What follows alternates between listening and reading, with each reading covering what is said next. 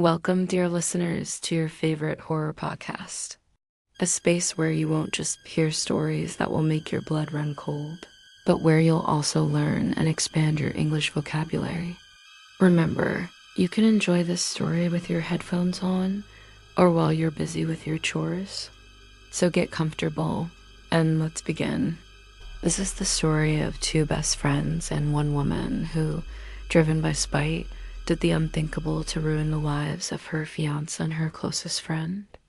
Sonia was a very intelligent, quiet girl with a lovely personality.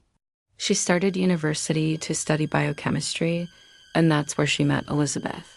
Elizabeth was charismatic, very attractive, and had a great personality. The two quickly became inseparable. They studied together, went shopping, and even visited each other's families.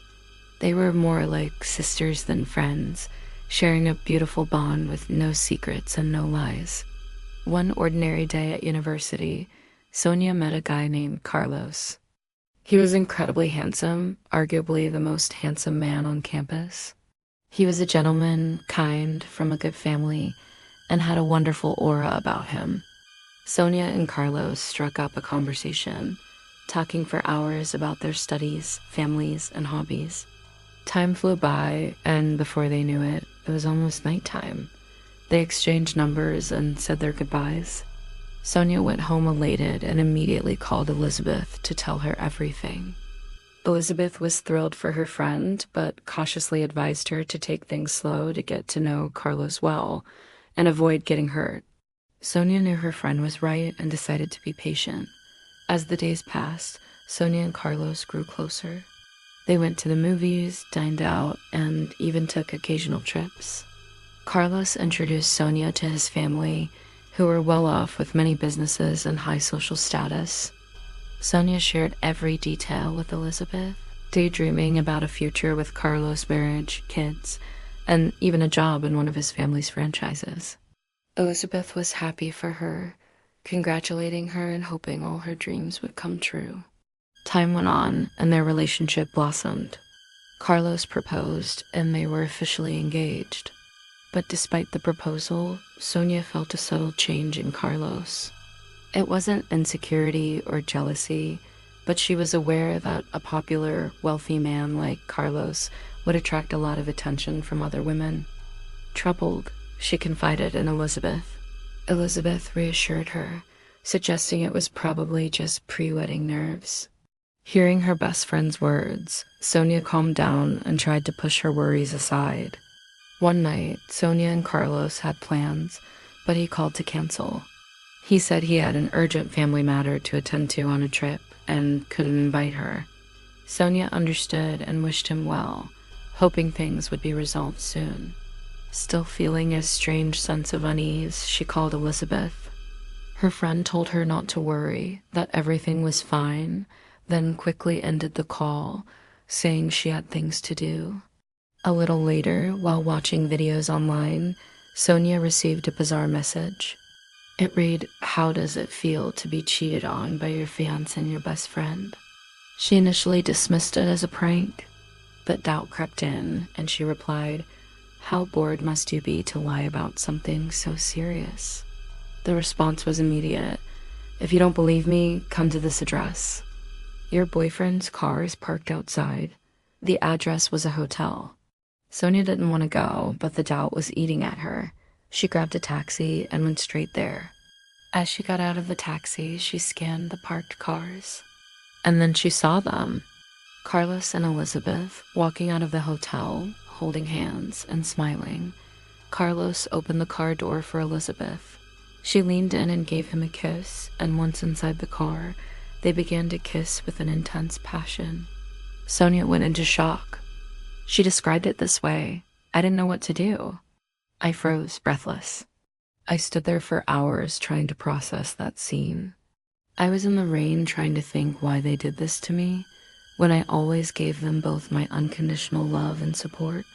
Sonia took a taxi home, laid in bed, and cried all night, trying to convince herself it was all just a terrible dream. The next morning, she received a text from her ex-fiancé. "Good morning, my love. I hope you have a beautiful morning." I love you. Then a message from her best friend. Hi, good morning. I hope you're well and that everything gets settled with Carlos. I love you. Reading those messages made her blood boil. The sheer nerve of them. Sonia felt foolish and miserable, and her sorrow quickly turned into a burning desire for revenge. She wanted to make them pay for everything they put her through. She considered many options, but didn't want to do anything that could land her in jail. That's when she had an idea: witchcraft. She knew nothing about it, and her first few attempts to find help only led to her being scammed. But her anger was stronger than her frustration. She found a YouTube tutorial detailing a ritual. Go to a cemetery at night and sacrifice a rooster for 7 consecutive days. The spell was meant to feed a deceased spirit so it would carry out her will. The idea appealed to her since the ingredients were easy to find. So she gathered what she needed and went to the cemetery. She performed the sacrifice and made her request. While she waited for the spell to take effect, she acted completely normal around Carlos and Elizabeth. One day, she received a message from Elizabeth saying she was in the hospital in critical condition. Apparently, when Elizabeth stood up that morning, a massive amount of red liquid poured out of her like a faucet had been turned on. At the same time, Carlos contacted Sonia, saying he was in excruciating pain. His back was covered in sores and he could barely move. Sonia knew her spell had worked. 5 days passed. Elizabeth and Carlos's conditions worsened. Doctors were baffled and had given up hope. Sonia decided to visit them at the hospital. She leaned close to each of them and whispered, "This is for everything you did to me," then walked away, satisfied that her plan was nearing completion. She felt confident enough to stop her nightly visits to the cemetery, thinking, "They are almost dead. My plan can't fail now." Soon after, an aunt told her about a job opportunity in another city, in her field of study that didn't require experience. Sonia didn't hesitate. She packed her bags and moved in with her aunt. A month went by and everything was going well. But one morning, when her aunt came to wake her for work, she found Sonia's bed soaked in that same red liquid, as if a whole bucket had been poured over it. Sonia was terrified. When she stood up, the liquid began to pour from her own body, just like it had from Elizabeth. They rushed to the doctor, who prescribed absolute bed rest. She was confined to her bed for a long time, only getting up to use the bathroom. One day in the shower, the water hitting her back caused a horrible burning pain. She was hospitalized again, this time for a long while. Sonia's health deteriorated rapidly. She started seeing things and would scream at night in agony. The doctors once again had no answers and suggested her aunt call a priest to give her last rites she could pass on in peace. Sonia confessed everything to the priest. She told him about her revenge on Elizabeth and Carlos, the cemetery ritual, and the nightly visitations. She said a large black dog-like creature would appear and bite her, leaving the sores on her back. A few days later, Sonia died from an illness the doctors could never explain. Unfortunately, everything she experienced was the consequence of misusing dark magic. Her desire for revenge blinded her to the grave dangers. This story was told to us by her aunt, who was there when Sonia confessed to the priest.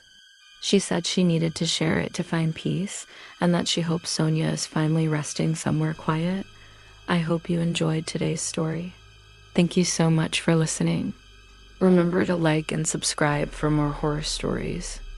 Have a good night.